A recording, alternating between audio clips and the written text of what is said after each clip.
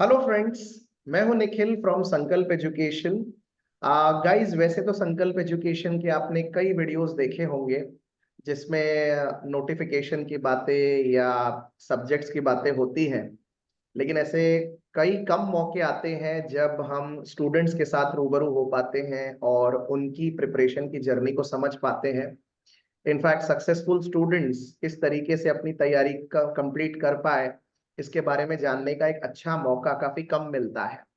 लेकिन आज एक ऐसा मौका है जहां हमारे साथ इस समय शुभदा धवन मौजूद है। इन्होंने IBPS PO 2022-23 की एक जर्नी सक्सेसफुली कंप्लीट की और ये फिलहाल इंडियन बैंक में कार्यरत हैं। तो आज शुभदा से बात करेंगे और शुभदा के पूरे प्रिपरेशन के बारे में जानेंगे और समझेंगे। इस वीडियो का मकसद ये है कि बाकी स्टूडेंट्स को एक राइट डायरेक्शन मिल सके और एक सिंसियर मोटिवेशन मिल सके फॉर देयर प्रिपरेशन। एंड ये भी जानने की कोशिश रहेगी कि क्या स्ट्रैटेजीज होनी चाहिए इस तरह के पूरे प्रिपरेशन में, कौन कौन से क्रूशियल एस्पेक्ट्स होते हैं जिन पे जरूर ध्यान देना चाहिए, और रिजल्ट कन्वर्ट करने के लिए फाइनली किस तरह से आपको प्लान बनाना चाहिए। तो जैसा कि मैंने बोला, हमारे साथ है शुभदा धवन।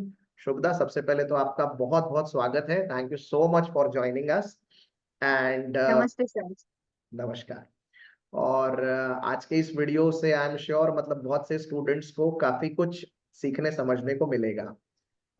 एक और बात मैं स्टार्टिंग में क्लियर करना चाहता हूँ कि ये जो वीडियो रहेगा ये हिंदी और इंग्लिश में रहेगा, सो दैट हमारे जितने अलोंग विद महाराष्ट्र जो अदर देन महाराष्ट्र के जो स्टूडेंट्स हैं वो भी इसको अच्छे से समझ पाए और ये उनके लिए भी उतना ही उपयोगी साबित हो। तो चलिए शुभदा से बातचीत का सिलसिला शुरू करते हैं। सबसे पहले तो मुझे ये बताइए शुभदा जी, मतलब आपका एक बेसिक इंट्रोडक्शन दे दीजिए सो दैट हमारे सारे व्यूअर्स आपका एक बैकग्राउंड, एजुकेशनल बैकग्राउंड वगैरह समझ पाए। ठीक है sir. First of all thank you sir मुझे ये अपॉर्चुनिटी देने के लिए, और आज दोबारा आपसे जुड़ने का मौका मिला तो बहुत अच्छा लगा सर। मेरा पूरा नाम शुभदा शिवाजी धवन है। मैं लातूर से बिलोंग करती हूँ, और मेरे पेरेंट्स मतलब नौकरी के कारण जालना शिफ्ट हुए, तो इसलिए मेरा पूरा एजुकेशन, स्कूलिंग एंड कॉलेज मेरा पूरा जालना में हुआ है। और मेरा सेमी इंग्लिश मीडियम था। मैंने ग्रेजुएशन सर BSc किया है। मेरा पॉलिटिकल साइंस जो था वो ऑप्शनल सब्जेक्ट था। और उसके बाद मैंने मतलब प्राइवेट जॉब करना स्टार्ट कर दिया था सर जब मैं पुणे गई थी। एंड उस 2020 में मेरा अपना मैंने बैंक का प्रिपरेशन चालू किया था। एंड संकल्प एजुकेशन से मैंने अपना पढ़ाई चालू किया था सर बैंक का। अच्छा। सो आपने बैचलर ऑफ आर्ट्स किया है पॉलिटिकल साइंस स्पेशलाइजेशन में, ये आपका ग्रेजुएशन रहा है, ठीक है। You are from yes sir. Semi English medium background as you already said. Yes sir. Okay. Okay yes sir. Fine. तो एक बात बताइए शुभदा, जैसे आपने अपनी प्रिपरेशन कौन से ईयर में शुरू की, यानी आपका ग्रेजुएशन कब कंप्लीट हुआ? सर 2018 में मेरा ग्रेजुएशन कंप्लीट हुआ। उसके बाद मैंने 2020 में लगभग मैंने चालू किया था सर बैंक का एग्जाम का प्रिपरेशन के लिए। हम्म। एंड 2022 में मैं सेलेक्ट हो गई थी सर।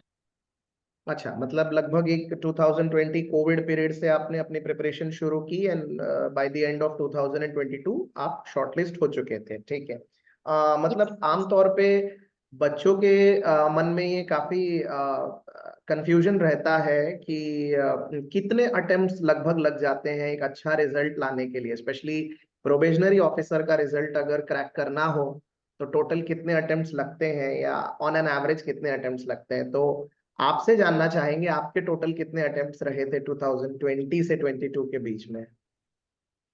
सर लगभग मैंने सारे 2 साल में जितने बैंकिंग के एग्जाम्स आए थे मैंने पूरे दिए थे सर। और ये सब आपके प्रिपरेशन पे डिपेंड करता है, ये मेरा खुद का ओपिनियन है। और मुझे 2 साल इसलिए लगे क्योंकि मैंने जीके का प्रिपरेशन पहले से नहीं स्टार्ट किया था, तो उसी वजह से मतलब लैग बिहाइंड हो रहा था सर।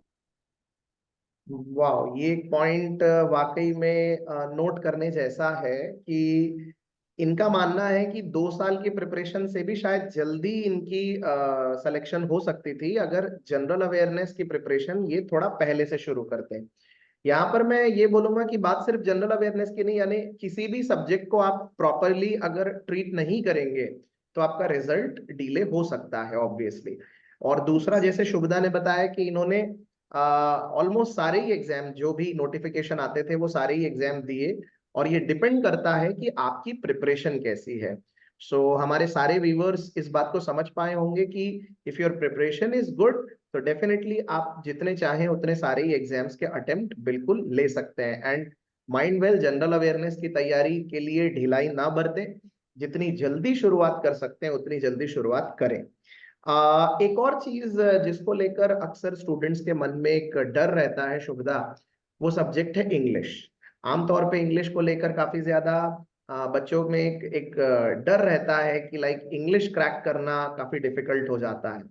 तो मैं जानना चाहूंगा, जैसे आप ऑलरेडी एक सेमी इंग्लिश मीडियम बैकग्राउंड से रही, तो आई एम श्योर आपको भी थोड़ी इंग्लिश को लेकर प्रॉब्लम रही होगी।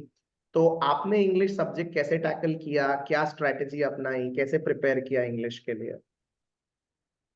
हाँ सर, इंग्लिश के लिए मैंने रीडिंग पे ज़्यादा फ़ोकस किया था सर। मैंने मेरे एग्ज़ाम के दौरान मतलब जब मेरी प्रिपरेशन चालू थी तब तक मैंने लगभग 40 बुक्स रीड किए थे सर इंग्लिश के। बाप रे। एंड उसके अलावा क्लास में मैं मतलब डेली जो लेक्चर्स होते थे उस पे भी ध्यान देती थी, वहाँ से जो इनपुट मिलता था वो भी मैं कैरी ऑन करती थी। एंड न्यूज़पेपर एंड ऑल ये सब पढ़ती थी सर। जब मॉक टेस्ट होते थे वो भी देती थी और जो भी डाउट्स थे तभी क्लियर कर लेती थी सर।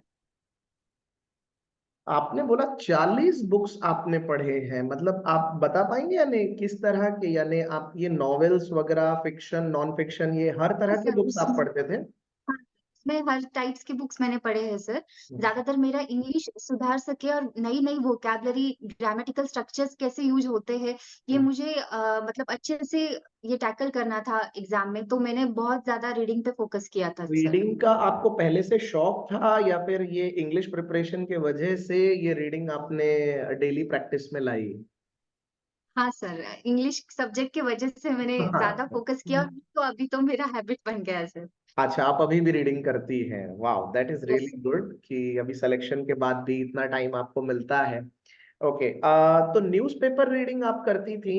थोड़ा सा हमारे एस्पिरेंट्स के लिए ये भी बात बताइए कि न्यूज़पेपर रीडिंग आप कितने देर करती थी, कौन सा न्यूज़पेपर पढ़ती थी, और एग्जैक्टली न्यूज़पेपर में यानी किस तरीके से सॉर्ट आउट करना चाहिए, क्योंकि बहुत कंफ्यूजन रहता है। 16-18 पन्ने का न्यूज़पेपर रहता है तो बच्चे अक्सर कंफ्यूज रहते हैं कि क्या पढ़े क्या ना पढ़े उस न्यूज़पेपर में। आपने कैसे किया था ये? सर न्यूज़पेपर पढ़ने का फ़ायदा मेरे हिसाब से ये है कि आपको जीके में भी मतलब वो नॉलेज काम आता है और साथ-साथ आप इंग्लिश भी आपका ठीक कर सकते हो। और एक हैबिट जब आपकी होती है तो डेफ़िनेटली उससे आउटपुट बहुत अच्छा मिलता है। मैं जो इंटरनेशनल न्यूज़ थे या फिर जो मेन न्यूज़ थे वो पढ़ती थी, उसके साथ-साथ जो एडिटोरियल का पेज था सर वो भी मैं पूरा पढ़ती थी। उसके अलावा थोड़ा बहुत स्पोर्ट्स एंड साइंस वाला जो पेज रहता है, वो भी मैं पढ़ती थी सर। तो एक दिन में कितना टाइम निकालते थे आप न्यूज़पेपर रीडिंग के लिए? Sir 1 our sir. 1 घंटा? Okay, fine. Yes sir. That's really good. मतलब कंसिस्टेंसी जरूरी है। रोज आप 1 घंटे न्यूज़पेपर अगर पढ़ते हैं तो उसका एक जनरल अवेयरनेस में भी उतना ही इक्वल फायदा होता है। यस तो यस सर। न्यूज़पेपर को यस। थोड़ा सीरियसली लेना ही चाहिए, उसके मल्टीपल बेनिफिट्स हैं। राइट। चलिए थोड़ा और एक आध सब्जेक्ट के बारे में बात करते हैं। जैसे आपने बताया कि जनरल अवेयरनेस की प्रिपरेशन आपने जल्द से जल्द शुरू नहीं की थी, जिसके वजह से फिर आपका रिजल्ट डिले हुआ। अक्सर जनरल यस। अवेयरनेस को लेकर ये एक सोच है बच्चों के मन में, स्टूडेंट्स थिंक कि it is a subject which is required for mains. So pre तक तो उसका कोई काम है नहीं, तो प्री तक सिर्फ इंग्लिश, मैथ्स और रीजनिंग ही करते हैं, और जब प्री का रिजल्ट आ जाएगा तो उसके बाद जनरल अवेयरनेस का विचार किया जाएगा। तो आप अपने अनुभव से बताइए कि क्या ये सोचना ठीक है, और नहीं तो फिर जनरल अवेयरनेस की प्रिपरेशन कब से शुरू करनी चाहिए, और जनरल अवेयरनेस में एग्जैक्टली तैयारी कैसे करनी चाहिए? सर जनरल अवेयरनेस तभी से करना चाहिए जब से हम बैंक के एग्ज़ाम के लिए डिसाइड करते हैं कि हमें प्रिपरेशन करना है।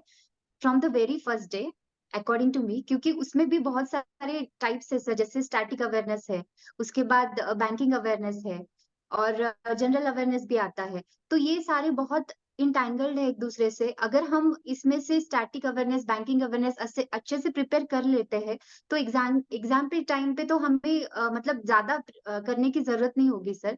और जनरल अवेयरनेस उसके साथ-साथ हम करते ही हैं, तो डेफ़िनेटली एक अच्छी तैयारी हो जाती है जब तक हमारा मेंस एग्ज़ाम आ जाता है। राइट राइट, यहाँ पर एक और पॉइंट है, मतलब क्या आपने ये एक्सपीरियंस किया या नहीं आप मुझे बताइएगा।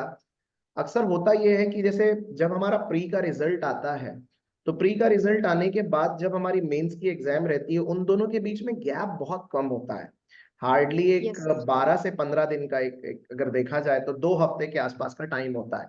उस 2 हफ्ते के यस। गैप में हमको पूरा जनरल अवेयरनेस भी कवर करना होता है, और 3 घंटे के हिसाब से फिर से अपनी एक स्ट्रैटेजी बनानी होती है इंग्लिश मैथ्स रीजनिंग के लिए, डिस्क्रिप्टिव की भी स्ट्रैटेजी बनानी होती है। सो डेफिनेटली मतलब 15 दिन में इतना सब कुछ करना मुश्किल हो जाता है, जिसके वजह से मेंस का रिजल्ट हाथ से जाता है। तो डू यू अग्री कि ये ऐसा अक्सर होता है? ये होता है सर, क्योंकि जब आप मतलब अ, ऐसे 11th आवर पे आप स्टडी करने स्टार्ट करते हैं जनरल अवेयरनेस की, तो जंबल बहुत होता है सर, क्योंकि सारे जो ऑप्शंस होते हैं वो सिमिलर ही एक दूसरे से, मतलब क्वेश्चंस जैसे लगने कौन लगते से हैं, क्वेश्चन हाँ। का कौन सा वो ठीक से ध्यान नहीं आता है, बहुत जंबल होता है सर एग्जाम के टाइम पे। राइट तो राइट। इसलिए पहले से अगर अच्छे से प्रिपेयर किया हो, तो मंथ वाइज आपने अच्छे से प्रिपेयर किया हो, तो फिर आपको कुछ दिक्कत नहीं आएगा सर, सिर्फ खाली रिवीजन बाकी होगा। रिवाइज करने के बाद आप अच्छे से मार्क्स भी ला सकते हो।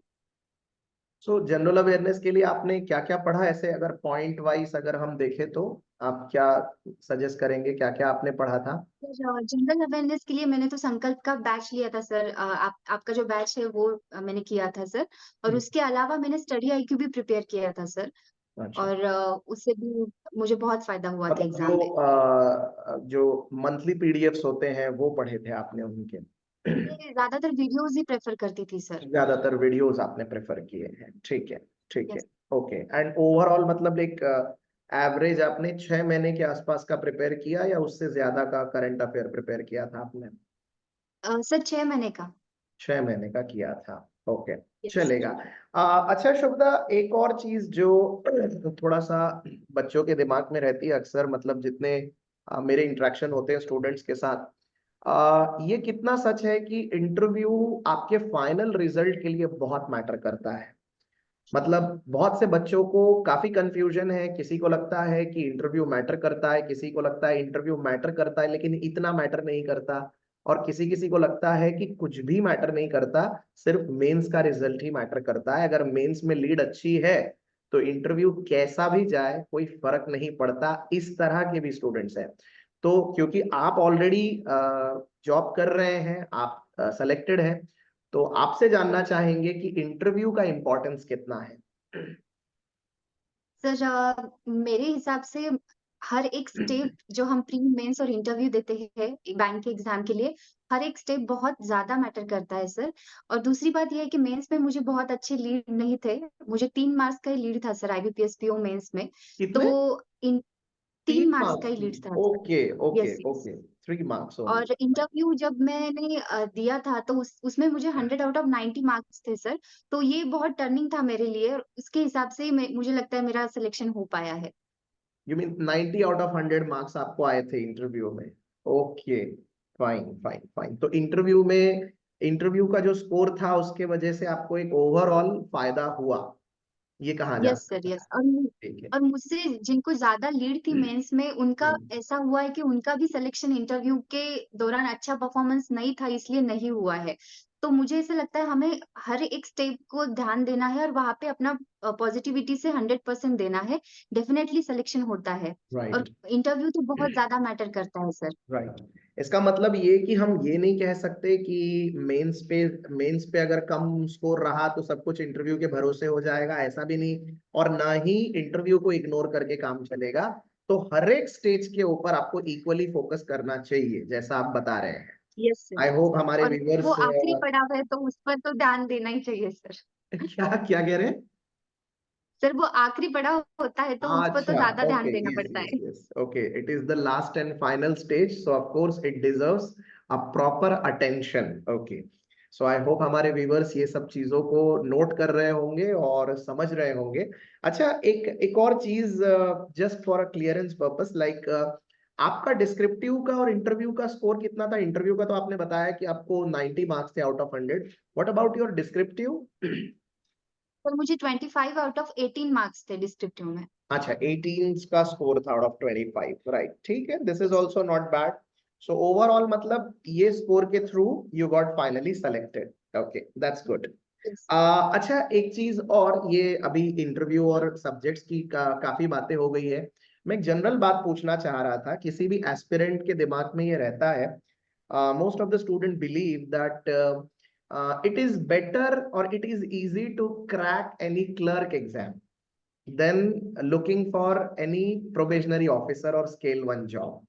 सो या फिर ऐसा भी रहता है कि like those who are having engineering background और लेट अस से एमबीए बैकग्राउंड, वो लोग ज्यादा इजीली कर पाएंगे पीओ की एग्जाम। तो आप तो एक बीए पॉलिटिकल साइंस बैकग्राउंड से आए हैं, तो आप मुझे बताइए कि how did you motivate yourself for PO scale one? फिर चाहे वो एसबीआई पीओ हो या आईबीपीएस पीओ हो, पीओ के लिए आपने अपने आप को कैसे मोटिवेट किया और प्रिपेयर किया? सर पहली तो बात ये है कि मैंने कभी किसी से कंपेयर नहीं किया है और मैंने मेरा बेस्ट दिया है और मैं हमेशा से यही करती हूँ सर, क्योंकि जब फाइनल सिलेक्शन होता है तभी भी ये बात समझती है कि मतलब बहुत सारे अलग-अलग बैकग्राउंड से भी यहाँ पे बच्चे अच्छा स्कोर करते हैं, तो कभी भी हम हमें खुद को कम नहीं समझना चाहिए। और पीओ का मतलब जो तैयारी होती है, अभी जब मेरा रिज़ल्ट आया था, तो मैंने क्लर्क के भी एग्ज़ाम दिए थे, 2 एग्ज़ाम क्लर्क के दिए थे, उनका भी रिज़ल्ट उसी टाइम पीरियड में आने वाला था और पीओ का भी आने वाला था। तो मेरा दोनों क्लर्क के एग्ज़ाम में सिलेक्शन नहीं हुआ है सर, बट पीओ में हुआ है। अच्छा, मतलब क्लर्क में आपका यस सर। फाइनल सिलेक्शन नहीं हो पाया, but then you got selected for PO. अच्छा, तो मतलब यस सर। शुरू से ही ये गोल क्लियर था कि आपको पीओ टारगेट करना है। Okay, fine fine, yes. That is really good. अच्छा, अब आपको अभी जॉब पे ज्वाइन हुए लगभग 6 महीने हो चुके हैं, राइट? यस छह सर। महीने के आसपास। आप बता पाएंगे हमारे व्यूवर्स को कि आपकी पोस्टिंग कहाँ पर है, किस सिटी में है? सर मैं पुणे में हड़पसर एरिया में लोकेटेड हूँ अभी, वहाँ अच्छा, पे अभी पोस्टिंग है सर फिलहाल मेरी। पुणे में है। ओके, ठीक है, yes Indian sir. Bank Pune में, राइट। यस। तो अभी फिलहाल जैसे आपका वर्क प्रोफाइल क्या रहता है वहाँ? सर मैं आरएससी डिपार्टमेंट में हूँ सर, रिसोर्स एक्विजिशन सेंटर, उसमें मैं रिलेशनशिप मैनेजर अभी वर्क कर रही हूँ। Okay, as a relationship manager आपका प्रोफाइल है। Yes. And what are your yes. Job responsibilities? काम क्या रहता है आपका?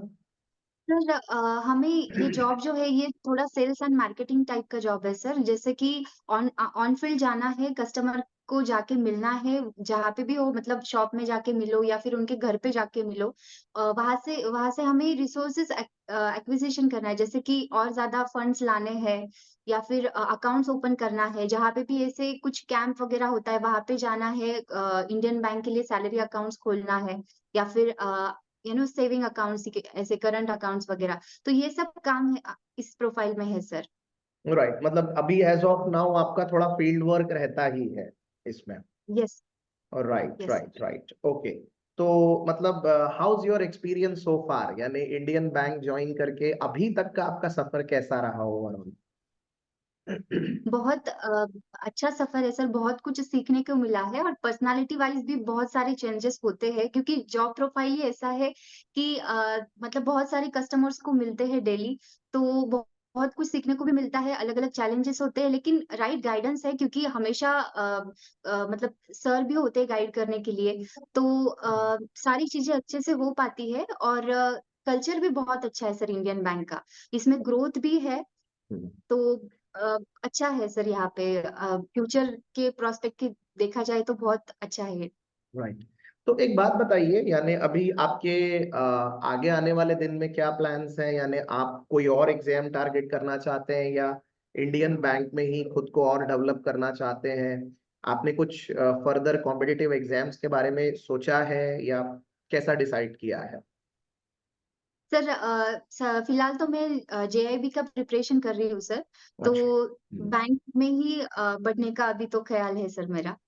किसी और एग्ज़ाम की तरफ मेरा झुकाव राइट, नहीं है सर। ये काफी अच्छी बात है ये कि once you joined a place, मतलब अक्सर मैं बहुत से स्टूडेंट्स को, मतलब मैं ये कहूंगा कि जितने स्टूडेंट सेलेक्ट होते हैं, एवरी सेकंड स्टूडेंट मैं ऐसा ही देखता हूं कि जो एक बैंक में रहता है और फिर उसके बाद देन ही start preparing for another exam and then another bank. Okay, so ये लगभग ये यस सर। सिलसिला जब तक एलिजिबिलिटी क्राइटेरिया में वो फिट बैठते हैं तब तक वो करते ही रहते हैं। बट काफी कम स्टूडेंट ऐसे हैं जो एक जगह स्टेबल रह के वहां पर ग्रोथ के बारे में सोचते हैं।